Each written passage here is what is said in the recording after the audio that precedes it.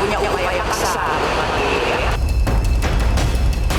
Apakah ini kan setelah gelar perkara bulan Oktober, tanggal 6 Oktober itu naik ke penyidikan, belum ada tersangka nih Pak, ini gelar perkara tersangkanya kapan Pak?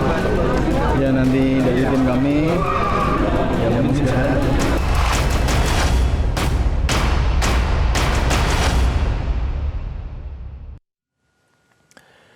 Kapolda Metro Jaya Irjen Pol Karyoto menunggu kehadiran Ketua KPK Firly Bahuri dalam pemanggilan penyidik di Treskrimsus Polda Metro Jaya hari ini Selasa 14 November 2023. Firly Bahuri rencananya diperiksa ulang pada hari ini Selasa 14 November di lantai 21 gedung promoter pada pukul 10 pagi. Firly diperiksa terkait dugaan kasus pemerasan pimpinan KPK ke mantan Menteri Pertanian Syahrul Yassin Limpo. Terkait pemanggilan ini, Kapolda Metro Jaya Irjen Pol Karyoto mengatakan pihaknya akan menunggu kehadiran Firly. Karena di waktu yang sama Firly juga dipanggil Dewas KPK setelah Senin kemarin tidak hadir. Karyoto juga memastikan akan ada penetapan tersangka dalam waktu dekat.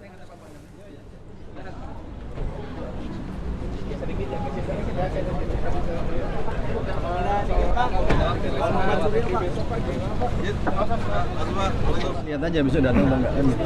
Tapi besok katanya Firly juga kakak untuk pemeriksaan Dewas Pak di tanggal 14. Nanti saya tanya di tim sus, sudah koordinasi belum dengan Dewas.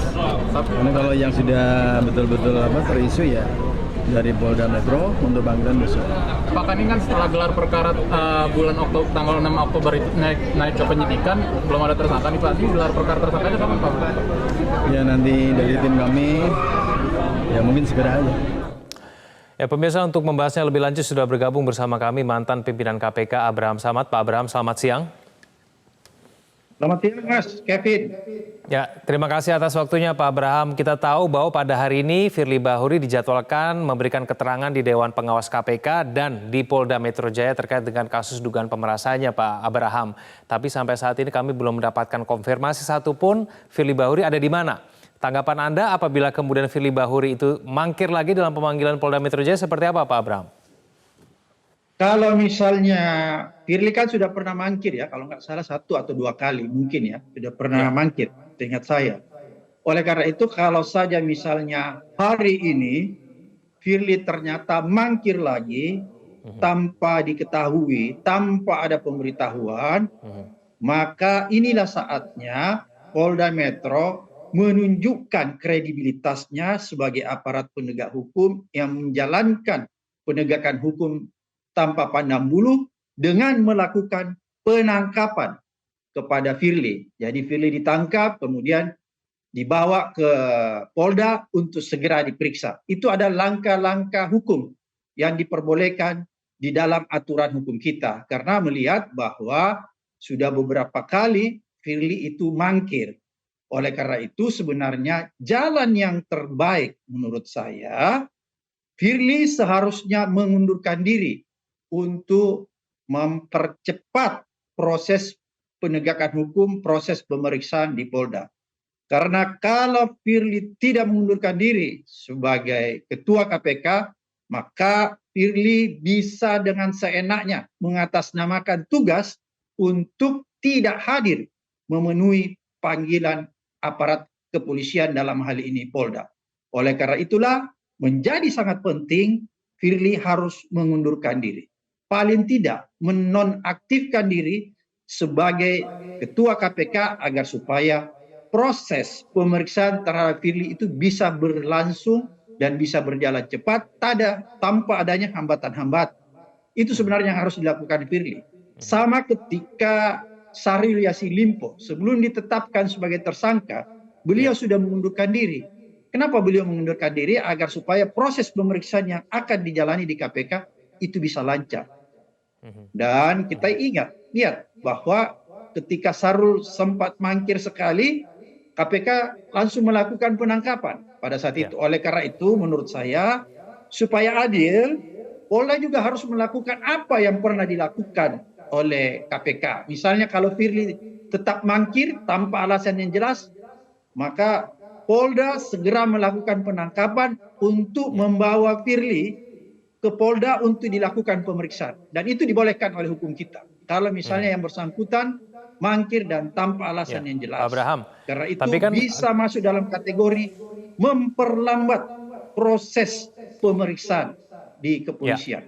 Pak Abraham, tapi belum ada pengumuman tersangka ya sampai saat ini. Apakah memang Anda yakin bahwa Firly Bahuri ini memang sudah layak menjadi tersangka dalam kasus ini sehingga kemudian perlu ditangkap begitu? Begini Mas, di dalam aturan hukum kita, walaupun seseorang itu belum berstatus tersangka, sekalipun yang bersangkutan saksi, tapi kalau berkali-kali dipanggil dan tidak pernah menghadiri, tidak kooperatif, maka aturan hukum kita membolehkan yang bersangkutan ditangkap. Sebenarnya itu istilahnya ditangkap, tapi yang dilakukan adalah melakukan penjemputan paksa, kemudian dibawa, bukan ditangkap, penjemputan paksa, dibawa ke kantor untuk dilakukan pemeriksaan. Bukan ditangkap untuk dijebloskan ke tahanan, bukan. Tapi ditangkap, dijemput paksa istilahnya, dijemput paksa, sama dengan ditangkap, dijemput paksa, kemudian dibawa ke Polda untuk dilakukan pemeriksaan. Itu mekanisme yang bisa dilakukan. Pak Abraham, tapi menurut Anda kenapa kemudian sampai sekarang penjemputan paksa itu belum menjadi opsi yang langsung dilakukan oleh Polda Metro Jaya? Tidak hanya melakukan penjemputan paksa, penetapan tersangka pun juga belum diumumkan oleh Polda Metro Jaya, Pak Abraham. Ini yang menjadi tanda tanya besar bagi seluruh rakyat Indonesia. Karena kelihatannya sudah dilakukan penggeledahan, ya, rumah Firly, bahkan 3 lokasi penggeledahan, sehingga ini sudah menimbulkan sesuatu yang tercipta di masyarakat bahwa kemungkinan besar yang akan menjadi tersangka, diduga jadi tersangka itu adalah Firly, berdasarkan informasi-informasi dari Polda, berdasarkan yang kita lihat bahwa ada penggeledahan dan lain sebagainya. Oleh karena itu, agar supaya tidak menimbulkan sangka di tengah-tengah masyarakat terhadap kinerja kepolisian, maka seharusnya yang dilakukan Polda harus adalah segera melakukan pemeriksaan secara sungguh-sungguh dan menetapkan status tersangka bagi orang yang terbukti di dalam proses penyidikan menjadi tersangka. Jadi dalam hal ini Polda harus segera, tidak boleh menunda-nunda, harus segera mengumumkan status tersangka dalam kasus pemerasan yang dilakukan terhadap mantan-mantan SYL. Kenapa ini penting? Karena menurut saya begini, proses akhir sudah dilakukan Polda, yaitu penggeledahan, penyitaan barang-barang bukti. Karena biasanya ketika kasus itu sudah naik di penyidikan, sudah melakukan pemeriksaan, saksi dan lain sebagainya, pengumpulan alat-alat bukti, maka yang terakhir biasanya dilakukan adalah penggeledahan dan penyitaan. Untuk apa dilakukan penggeledahan dan penyitaan? Itu untuk melengkapi berkas perkara dan untuk melengkapi dokumen-dokumen yang sedang disusun oleh pihak penyidik, dalam hal ini Polda. Jadi itu sudah tahap akhir sebenarnya. Biasanya kalau sudah dilakukan penyitaan dan penggeledahan itu sudah tahap akhir dari proses penyidikan.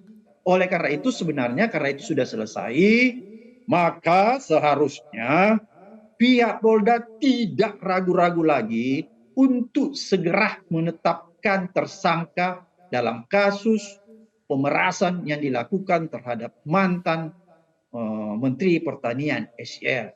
Karena kalau tidak, ini bisa menggerus kepercayaan masyarakat terhadap aparat penegak hukum, dalam hal ini Polda. Padahal kita tahu, Polda Metro Jaya harus segera menetapkan tersangka. Lalu kemudian proses etiknya. Sekarang apa yang kemudian harus dilakukan oleh Dewan Pengawas KPK terhadap Firly Bahuri? Karena Firly Bahuri tidak hanya mangkir dalam pemanggilan Polda Metro Jaya, tapi kemudian juga beberapa kali meminta penundaan ketika mau diperiksa oleh Dewas KPK. Pak Abraham. Ya, jadi ini ada 2 hal yang berbeda. Satu proses penyidikan, proses hukum yang dilakukan Polda. Satu proses pelanggaran etik yang dilakukan Dewas. Polda itu proses pidananya. Kalau di Dewas adalah proses pelanggaran etiknya. 2 hal yang berbeda. Oleh karena itu menurut saya ini harus berjalan, berbarengan, bersamaan. Karena kenapa? Ini perlu juga Dewas menunjukkan taringnya, giginya Karena selama ini terus terang aja Mas, orang sudah tidak percaya lagi yang namanya dewas yang ada di KPK. Kenapa orang tidak percaya lagi? Karena selama ini sudah banyak pelanggaran etik yang diduga dilakukan oleh komisioner bahkan pegawai-pegawai KPK, tapi tidak satu pun ya pelanggaran-pelanggaran etik itu yang diberikan sanksi maksimal, ya sanksi yang tegas, sanksi yang keras, yang ujungnya bisa memberikan deterrent effect bagi komisioner-komisioner lain maupun bagi pegawai-pegawai KPK. Contoh misalnya, kita pernah tahu di masa lalu ada pelanggaran etik yang dilakukan oleh Lili, tapi itu tidak diberikan sanksi yang maksimal. Malahan Lili melanggeng, hanya keluar, mengundurkan diri, tidak diberikan sanksi yang keras, dia mengundurkan diri dan pergi begitu saja tanpa dikenakan sanksi. Bahkan pidananya pun tidak jalan, karena itu berupa pelanggaran pidana yang dilakukan Lili. Bukan cuma pelanggaran etik, tapi pelanggaran pidana, yaitu gratifikasi. Dewas pada saat itu diberikan sanksi. Banyak lagi kasus-kasus etik, helikopter dan lain-lain sebagainya, dugaan cat kepada pegawai, staf di Kementerian SDM, itu tidak pernah diberikan sanksi etik oleh Dewan Pengawas, sehingga kejadian hari ini, misalnya Firly diduga melakukan pemeriksaan terhadap SEL, itu adalah buah atau hasil dari tidak berjalannya sistem pengawasan yang dilakukan Dewas, dan itu adalah hasil tidak membuat deterrent effect bagi komisioner-komisioner KPK. Oleh karena itu, lewat Metro ini, Mas, saya ingin ya mengkritik, menyampaikan pesan saya kepada teman-teman Dewas. Kalau kalian memang ternyata tidak berani ya melakukan putusan